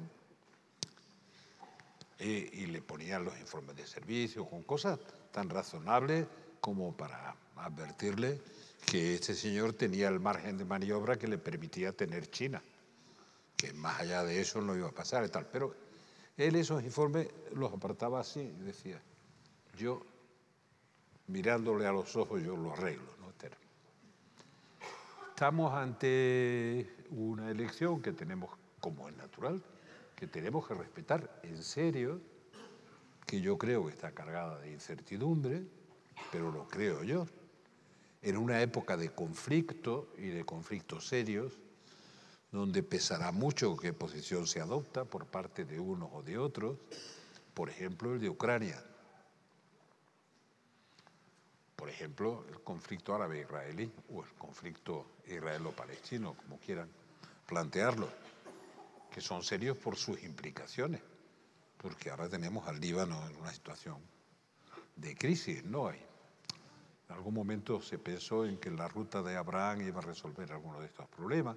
Tenemos conflictos en América Latina, como ocurre con la elección falseada y fallida en Venezuela. ¿Va a ser el destino de todo eso? ¿Es mucho más imprevisible ahora que antes? Yo creo que sí, pero es la elección del pueblo de Estados Unidos, no es nuestra elección. Nosotros pagaremos o no alguna de las consecuencias, estaremos o no en esta o en otra postura, pero yo creo que el factor mayor es la incertidumbre, porque es verdad que cuando gobernó la otra vez, Trump, no existía el mismo tipo de conflicto que existe ahora. Dice, no, pero él evitó algunos conflictos. Eso ya entra en un juicio que nos llevaría a una larguísima discusión. Pero eso es lo que han elegido los americanos. Y contra todo pronóstico de los empates o de no sé cuánto, lo han elegido con toda claridad. O sea, que con más claridad que antes, más claridad que nunca, más claridad que antes, como quieran. Y la diferencia, por ejemplo, entre Trump como presidente republicano conservador, porque había algunos republicanos no tan conservadores, o Reagan, que era un presidente republicano y conservador, es que Reagan se dejaba aconsejar, se rodeaba de gente que sabía de cada tema que tocaba. El caso de Trump es paradigmático que esto no es normalmente así, que solo se deja aconsejar por quien le da la razón. Entonces se acepta su consejo. Entonces, ¿es preocupante la situación? Lo veremos como todo, no podemos preverlo, pero estamos en un momento extraordinariamente delicado. Estamos hablando de la situación en España, pero donde quiera que miremos hay que ver cómo tenemos América Latina y los problemas que hay. Donde quiera que miremos tendremos problemas. También los tendremos con el gobierno de Trump, y no solo porque sufrirán nuestras aceitunas para exportarlas, sino por algunos temas más delicados. Pero bueno, esto es lo que toca, es una decisión del pueblo americano y no una decisión de los demás. A mí me preocupa. Señor Aznar. Bueno, primero, que yo al ganador le felicito y le deseo muchos éxitos, ¿no? Pero la siguiente consideración es: algo muy serio pasa en el fondo de un país cuando una persona que ha sido presidente y que es responsable de un asalto al Congreso de su país, sí, señor, y del intento de un golpe de Estado, es elegido presidente del país. Algo muy profundo pasa en ese país que hay que mirar, que hay que analizar, y que tienen que analizar no solamente que tienen que analizar los norteamericanos. Todo lo que pasa allí nos afecta de una manera determinante, que tenemos que analizar también nosotros, y tenemos que dedicar tiempo a eso, a intentar entender qué es eso, qué es lo que ha pasado, ¿no? Y es verdad que el tema de la impredictibilidad es el tema que está encima de la mesa. Entonces, hacer suposiciones es inútil, porque la única consideración segura es la impredictibilidad. Entonces, ¿se puede decir los norteamericanos han elegido entre la impredictibilidad y el vacío? Pues igual, han elegido entre la impredictibilidad y el vacío, han preferido la impredictibilidad. ¿No? Yo digo, hay que hacer una reflexión, y habrá que hacer esa reflexión sobre lo que está pasando en esas sociedades, ¿no? Porque lo que ha pasado allí, cuidado, no tiene por qué pasar solo allí. Ah, no, claro. Claro. Eso Y es segundo, evidente. nos damos cuenta también que hemos hablado mucho de polarización. También hay que decir que la polarización se da en las democracias, ¿eh? En las dictaduras no hay polarización. En China no hay polarización, en Rusia no hay polarización, en todo el Corea, país polarizado en Corea con del Norte uno. no hay nada polarizado. Está todo el país polarizado con uno. La polarización, claro, está súper polarizado, unipolarizado, pero se dan ahí. Ahora, hay que estudiarlo muy bien, ¿no? Hay que estudiarlo muy bien por qué un partido como el Partido Republicano, creador del país en gran medida, se convierte en un partido personal. Pero no es porque Trump no habla del Partido Republicano. No sé, no, ¿por qué? Pero sí, pero el Partido Republicano se convierte en un partido personal. Evidente. Y claro, hay muchas diferencias. Reagan, como tú sabes, al que yo no tuve la fortuna de conocer, Reagan, pero hablaba del país. Cuando a Reagan le preguntan, oye usted, ¿cómo ganaría usted, cómo terminaría usted la Guerra Fría? ¿Y cómo ve usted el resultado de la Guerra Fría? Y él dijo una frase muy sencilla, como decía casi todas, es decir, pero muy expresiva, y dice, muy fácil, nosotros ganamos y ellos pierden. Sí. Pero Trump no.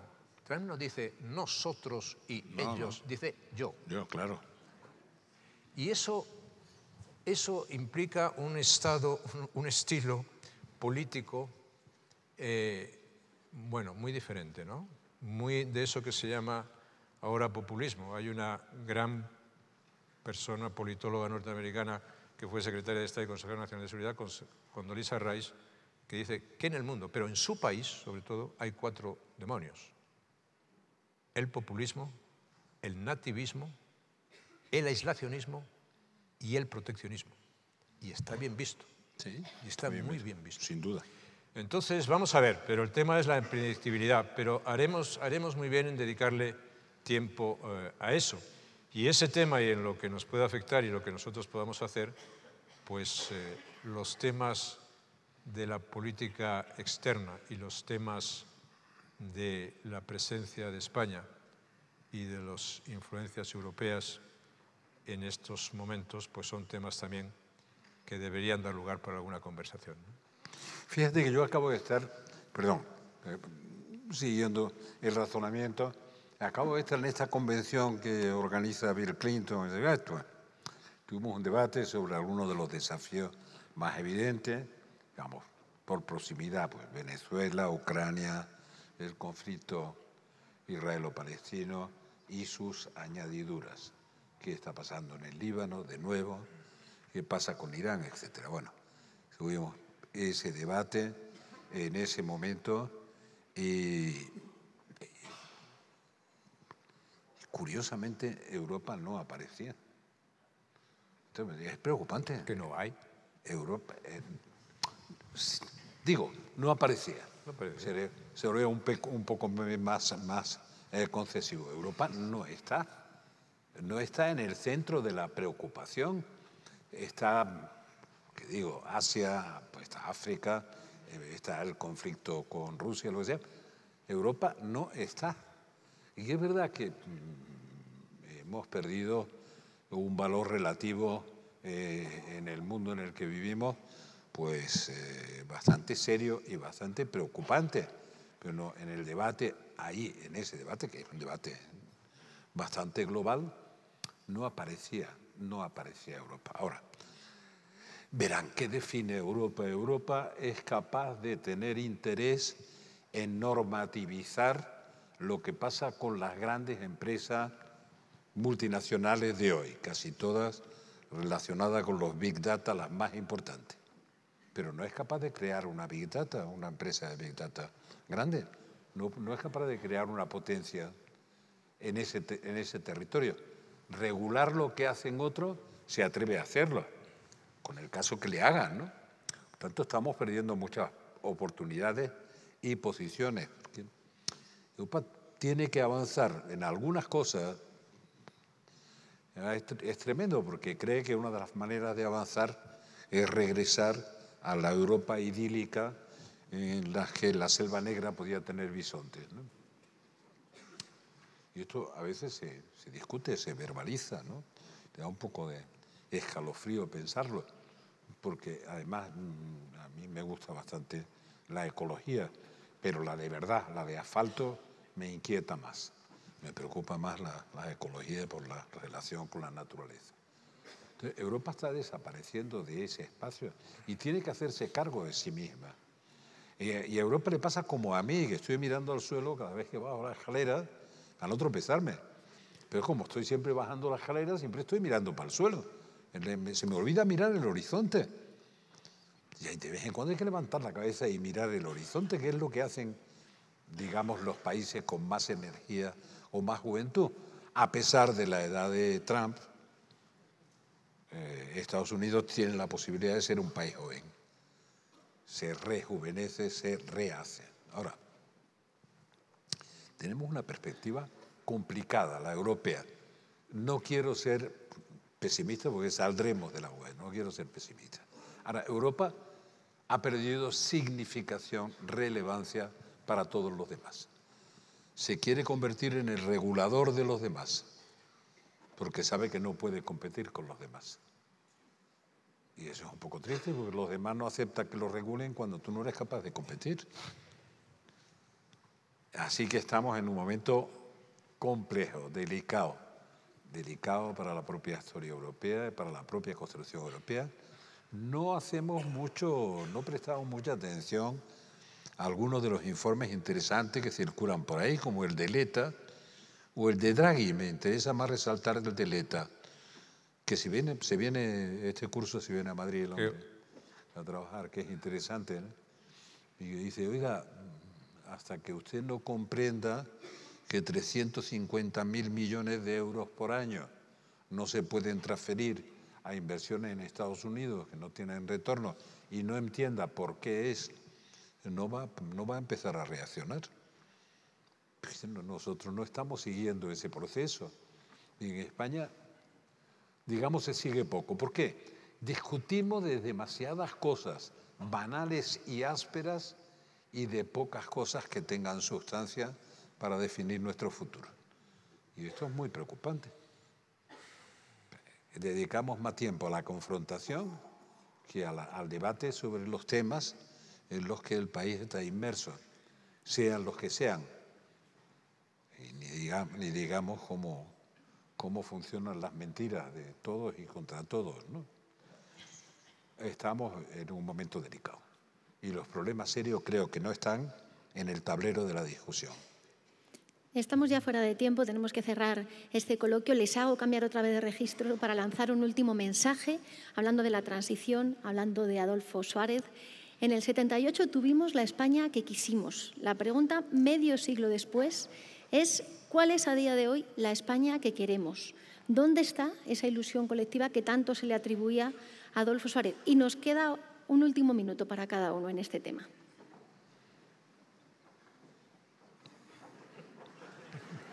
Ninguno se atreve para cerrar ya. Señor Aznar. Yo creo que sustancialmente está dicho en un minuto, pero la transición, Adolfo Suárez, los que hicieron la transición, también los que la continuaron, es una expresión de futuro, de confianza en el futuro de España. Y entonces, ¿qué es eso de decir, vamos a ver, España no es un Estado fallido? España no es una nación fallida. El futuro de España en convivencia, en libertad, en democracia, respetando las reglas del oro, va a ser lo que los españoles queremos que sea. Sin duda. Ya está. Entonces, yo recuerdo siempre una frase de un gran político español, en parte incomprendido, don Antonio Maura. Don Antonio Maura intentó hacer unas reformas muy importantes, sobre todo la reforma de la administración local. Don Antonio Maura decía, en un momento de crisis muy grave de España, decía, España saldrá de su crisis si los españoles dejan de ser espectadores de la propia crisis. No seamos espectadores, no nos inhibamos. La pasividad hoy es cómplice en contra de la libertad y del futuro de España. Hoy hay que hablar de las cosas serias que tenemos que afrontar como país, porque España, hablando de esas cosas serias, tiene un futuro por delante absolutamente prometedor. Yo creo que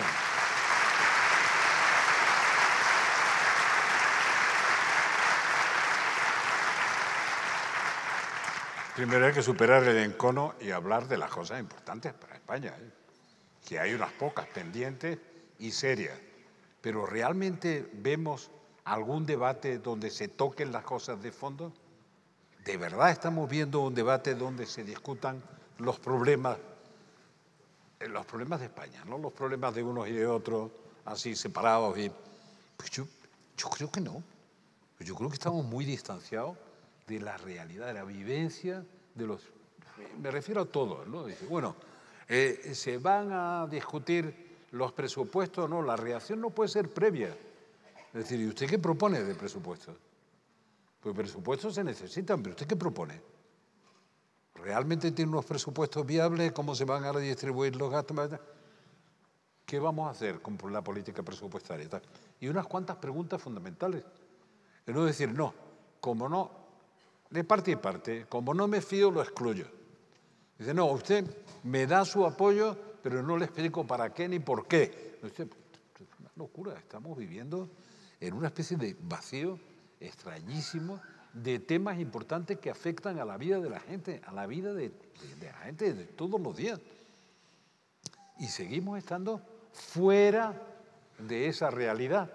Digo, fuera de esa realidad. La otra realidad es una realidad virtual, en algunos casos de supervivencia, en otros casos... Vamos a ver. Y yo, si fuera separatista, no tendría ningún interés en que a España le fuera bien. ¿Qué interés iba a tener? Si le va bien, menos fuerza tendrá el separatismo, ¿no? Por tanto, no pactaría con ningún separatista. Nada. Repito, nada. Es muy fácil. Pero...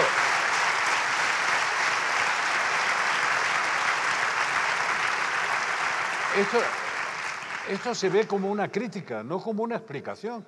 Usted póngase en la piel del otro. Si se pone en la piel del otro, ¿por qué va a tener interés Bildu en que le vaya bien a España en su conjunto, o Puigdemont, que además en cuando hace las gracietas esas que suele hacer, porque ha habido un incidente con la visita a Valencia o a las zonas inundadas y no sé cuánto, de los reyes y de parte del gobierno, no sé qué. Ese incidente solo lo tiene quien va. Él no lo tendrá nunca porque se esconde. Por tanto, pero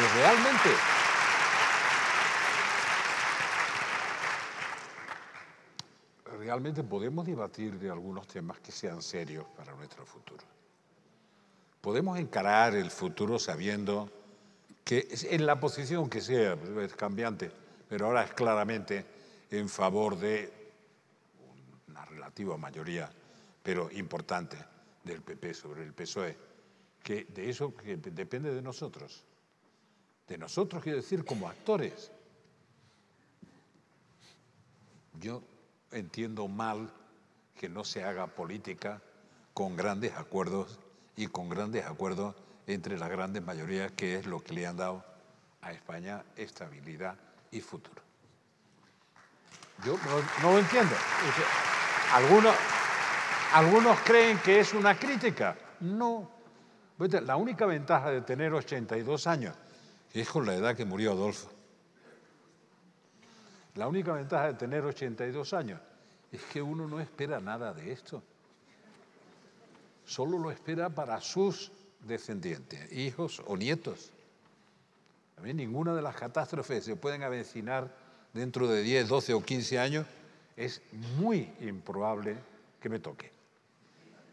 Entonces mi preocupación es una preocupación, digamos, de las más desinteresadas, porque no me va a tocar, le va a tocar a la gente que viene detrás.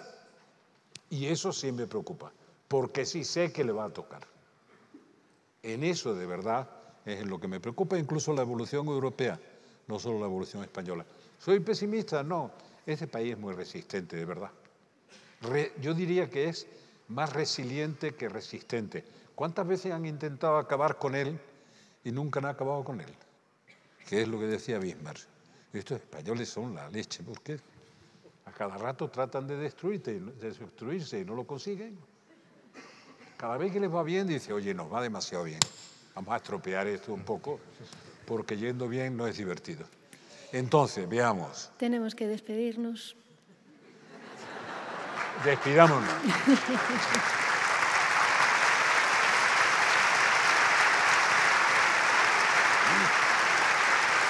Tenemos que despedirnos, como decimos, mirando al futuro con esa frase de Adolfo Suárez que dice que el futuro del pueblo no está escrito porque solo el pueblo puede escribirlo. Muchísimas gracias a los dos. Un fuerte aplauso. Les pido se pongan de pie.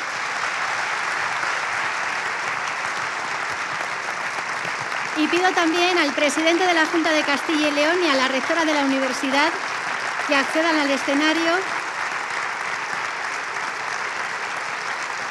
para esa foto de familia.